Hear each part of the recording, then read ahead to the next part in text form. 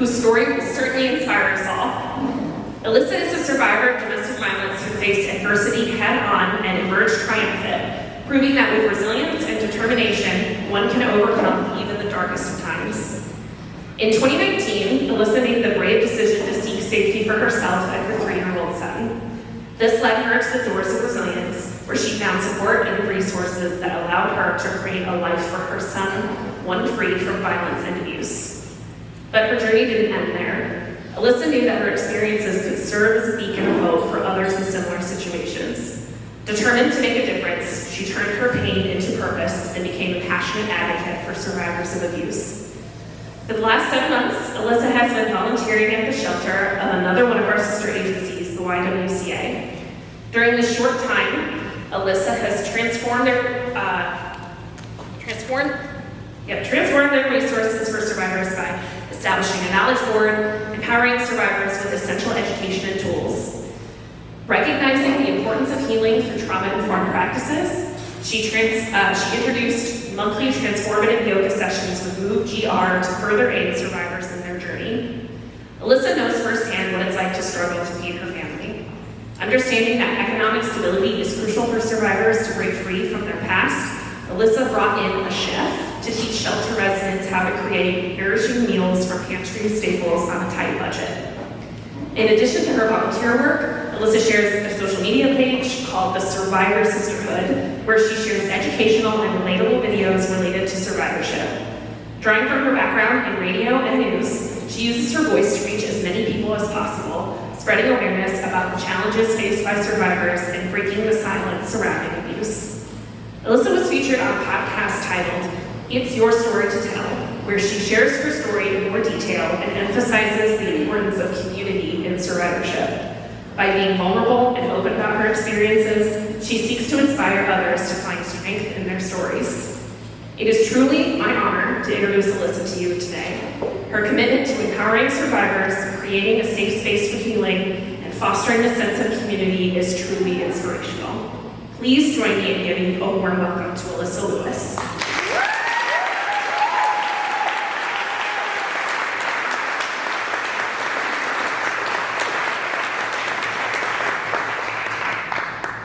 My heart is pounding. There's a lot of you here tonight.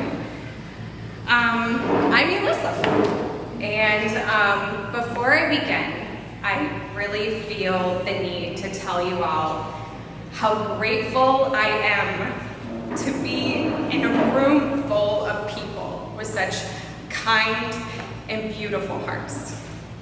Thank you. And as someone who has held the belief that there aren't many people, if any, who care about the victim and survivor experience, I just want to say thank you for being here tonight. And thank you for proving me wrong.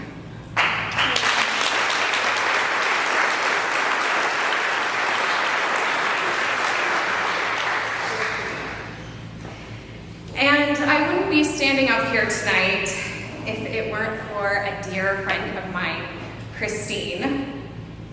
She not only nominated me for this speech, but she also sat with me in all the super uncomfortable moments while I ugly cried. And she dared to ask the questions that brought up and out all of the things that you'll hear me share with you tonight. Christine is such a beautiful human, and she deserves to be recognized as such. So thank you, Christine.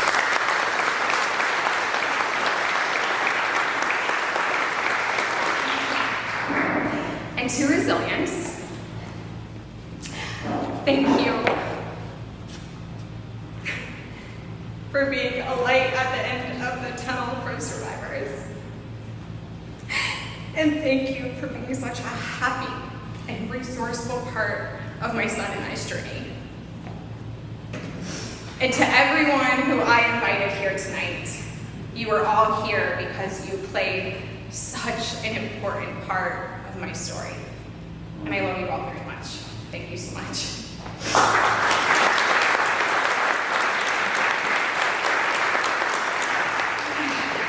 And just really quick, I'd like to do an exercise before I begin, so if you all could raise your hands. Then fold your thumb into your palm and wrap your fingers around your thumb. That is the distress signal for domestic violence. Teach it to your sons, teach it to your daughters, teach it to your neighbors, and promise yourself that if you were to ever witness it, that you act, because you just might save a life. Let's get started.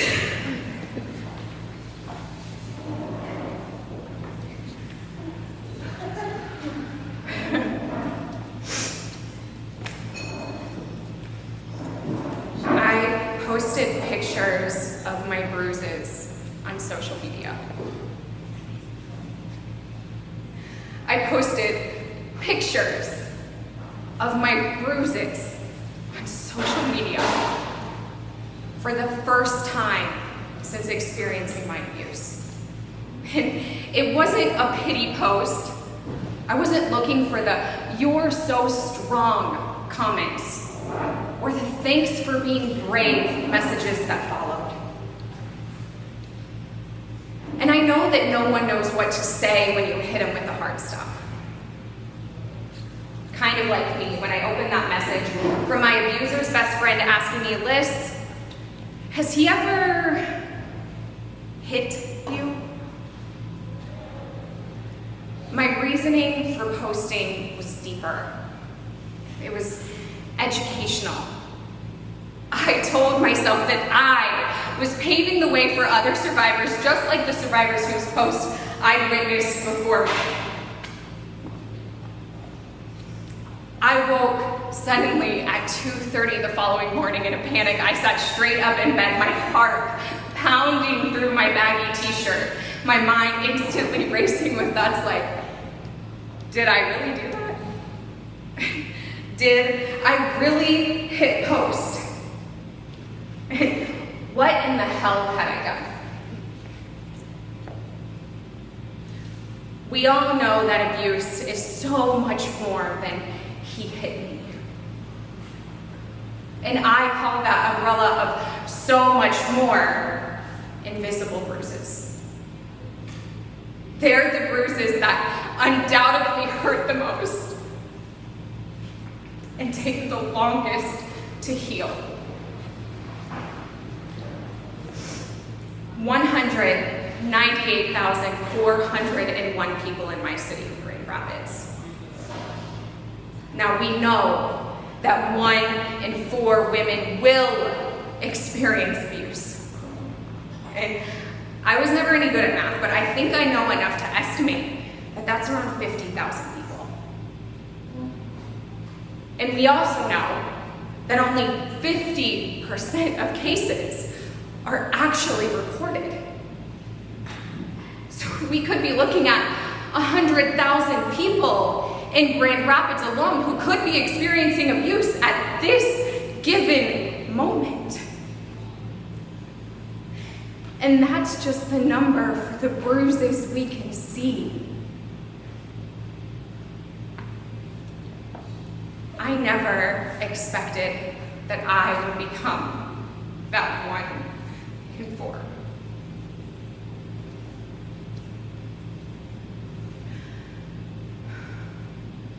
Bobby. I could hear him scream her name as she ran down the hill and away from him. I was 7 years old at the time, and this was my first ever interaction with domestic violence. Bobby eventually ended up on the grassy front yard of my childhood home as her abuser stood over top of her, screaming and kicking her. I remember my mom yelling to my sister and I to stay inside as she hastily put on her shoes and ran outside, putting herself in between Bobby and her abuser.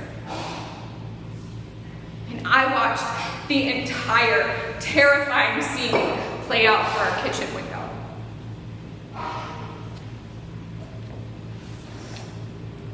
Stacey Collins, the main character in the movie No One Would Tell. And I watched as Stacy's relationship quickly turned abusive and later deadly on the TV of my sophomore sociology class. Slightly annoyed the entire time because me, I was way too smart to ever end up in a situation like that. Beth, a good friend, who called me in tears after her and her boyfriend, an army vet known for his temper, had gotten into an argument over a remote control while he held a knife to her throat. And I was angry that Beth was being treated so terribly, but yet I asked the question, why doesn't she leave?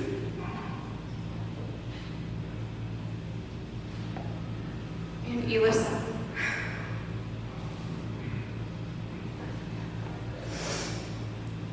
the truth is that I don't feel like I want to talk about my abuse.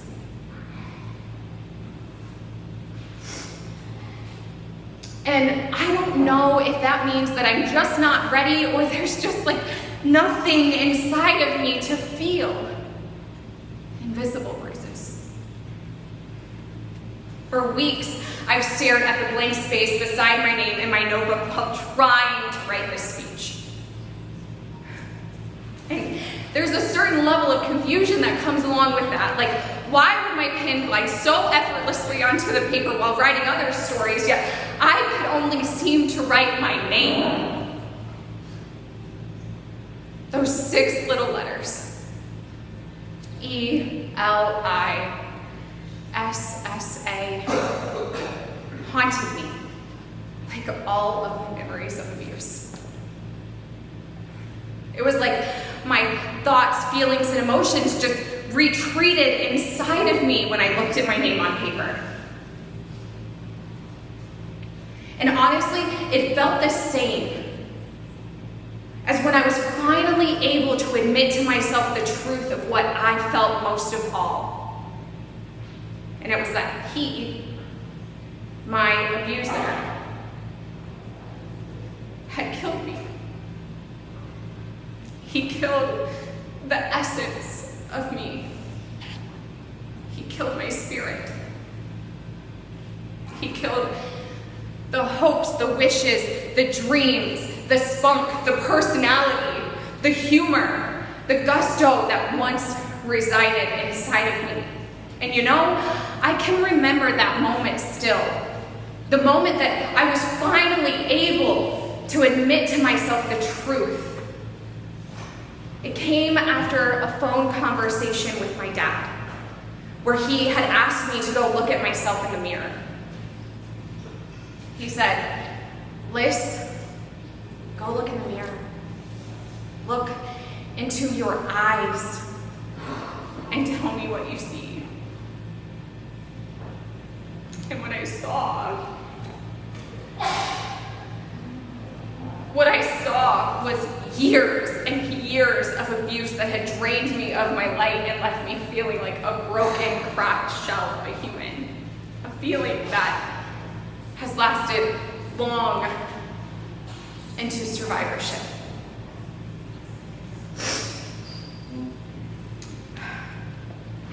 And you know, in that moment, it felt like I was just this shell of a sea creature, empty and hollow, and it left me wondering, would I ever feel home again?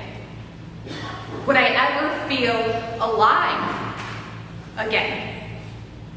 And yet, during this entire time of trying to tell my story and not being able to, I've had this deep-seated feeling that maybe that's the story to be told. Because that's the story of survivorship. It's the constant back and forth of wanting to speak up and wanting to advocate while simultaneously just wanting to hide in the shadows. It's a story of rebuilding. It's a story about coming home to yourself. It's a story about finding safety in your own life. life again. And that is why organizations like Resilience are so important.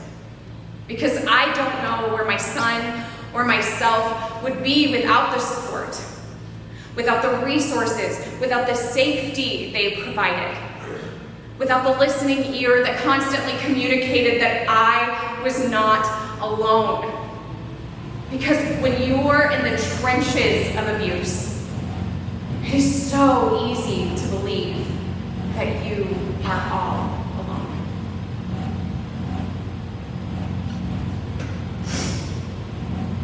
And in the months that I leaned into this organization for guidance, myself and my son received shelter. Even if that meant that for us, we slept in my Jeep in the parking lot because their shelter was already full. And Resilience was there again with the therapy services that helped my son and I rewire our brains, quit blaming myself for our abuse, and to gain understanding of our experiences. And they were there again. And they called me to come pick up our Christmas. They had partnered with a community angel. God bless you if you are sitting in this room today. They had partnered with a community angel who had donated Christmas to us during a year where I wasn't sure how I was going to make it work. And that was a moment I shifted from empty and hollow to hope.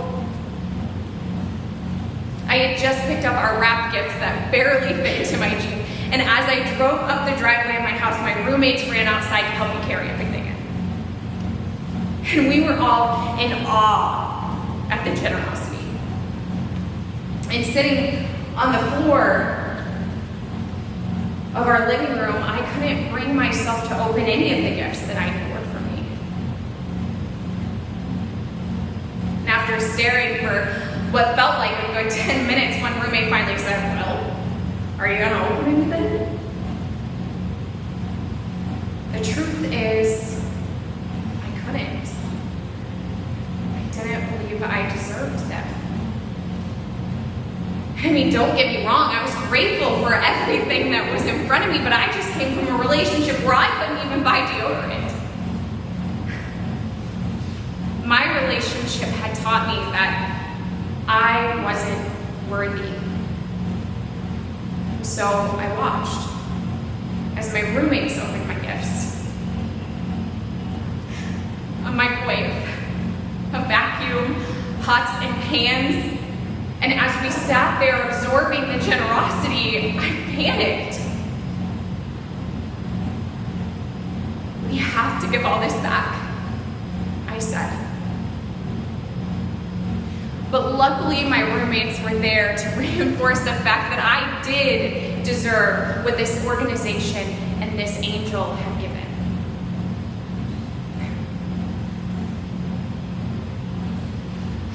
And that was a moment I shifted from empty and hollow to hope.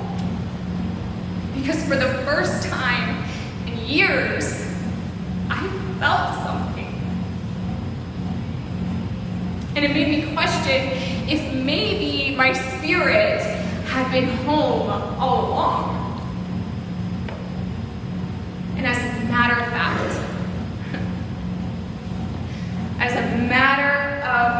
fact, he hadn't killed me. Resilience helped us begin the work of healing our invisible bruises. And in the 4 years of my son and I's survivorship, I have paid off my debts, bought a new car, have a roof over our head, finally gave my son his very own Spider-Man room. I started my own business, found a healthy love, and I have continued to focus on our healing.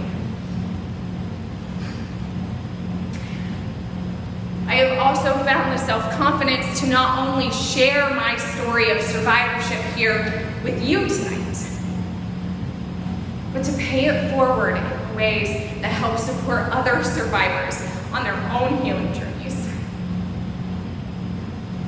I think it is so important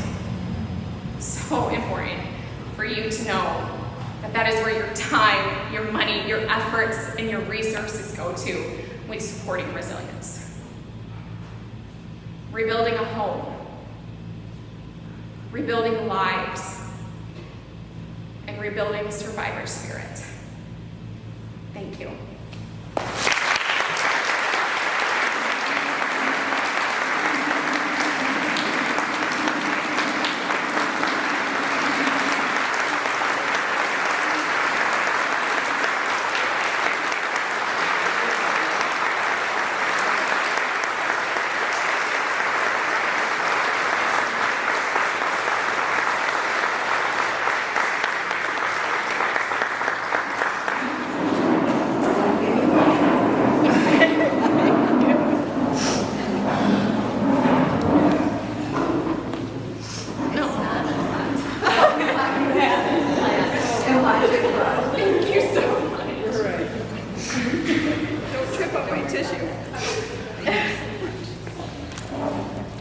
Oh my gosh.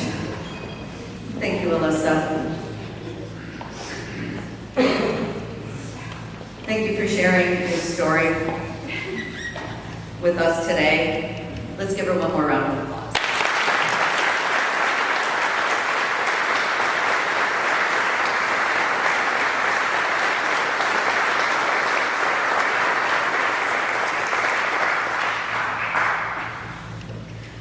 My name is Christina Scarpino, and I am the Development Director for Resilience.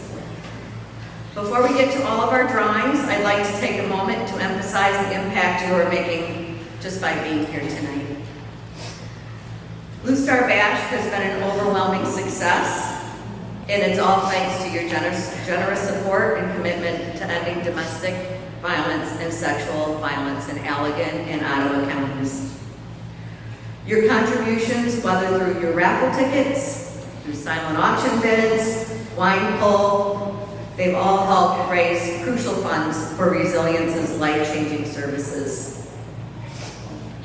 As Megan, our program director, mentioned earlier, we've been facing decreases in federal funding recently.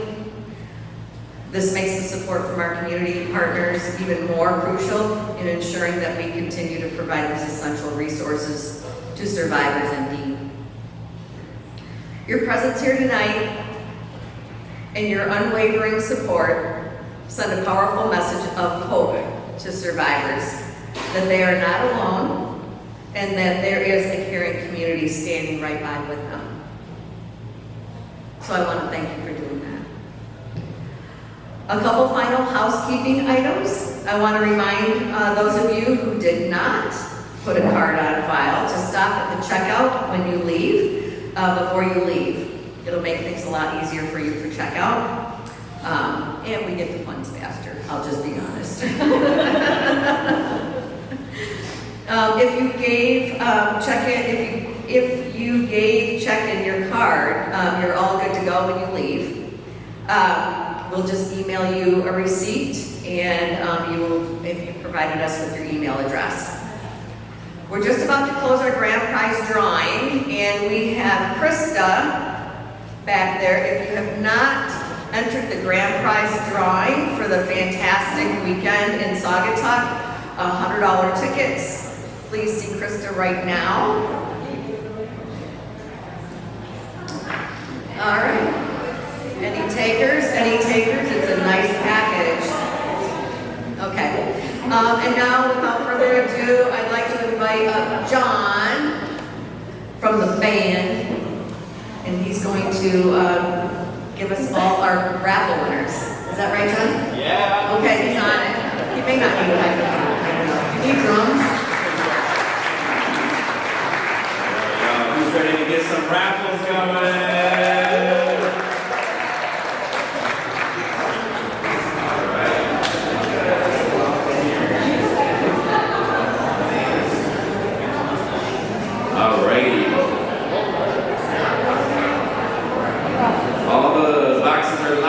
So